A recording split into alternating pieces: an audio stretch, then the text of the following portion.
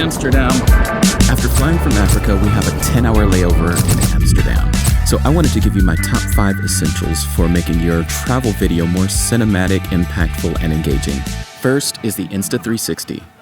Now, I can't tell you how convenient it is to have a camera that shoots all angles at the same time. Now, I only have the Insta360 X3. The X4 is the newest one in Insta360's lineup, and it shoots 8K and does way better low light, but it still allows me to get all of these creative shots like the ones that I got driving around Uganda and the ones here in Amsterdam. So just being able to go POV and having a third-person view at the same time and not having to choose is the thing that I love about this camera. So if you don't have one, definitely pick one up for your next travel gig.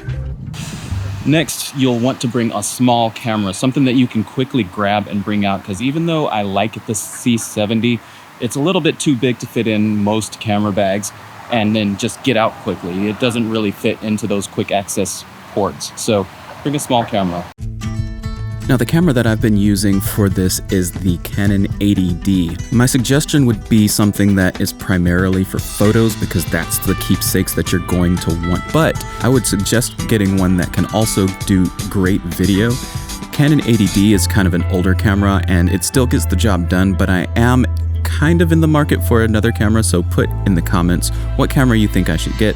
Now, keep in mind, I do have mostly Canon glass, but I'm not super loyal to Canon, especially since they haven't done anything really new in the last few years. Now, if you're like me and you like to overpack when it comes to camera gear and lighting and everything, you're gonna definitely need one of these Peter McKinnon large 35-liter camera bags, because without this, I wouldn't have been able to bring half the things that I brought, and a lot of the things were lifesavers. Definitely Peter McKinnon camera bag. Lifesaver when it comes to trips like this. Now, the Peter McKinnon bag is not new. The 35-liter is a large bag, so be careful. It is heavy when you pack it, and it's very difficult to bring on airplanes, but I chose the amount of things rather than the convenience of a smaller bag in this case. I made some mistakes when I packed for this trip, and I think I need to fix those. If you're not subscribed, subscribe so that you see that video when it pops up. And then you'll definitely want to bring an international power converter. Telling you, if you don't have power, you can't charge batteries. If you can't charge batteries, then you're never going to get any shots. When you're traveling from America to Europe, Africa, and that whole side of the world, you're going to run into issues where your standard American devices run off of 60 hertz, but the grid runs off of 50 hertz.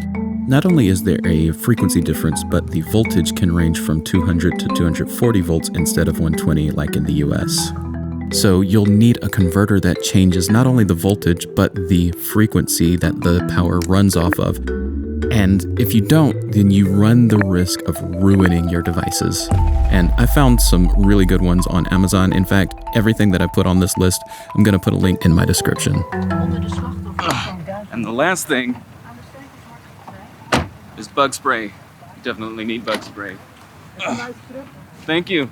See you next time.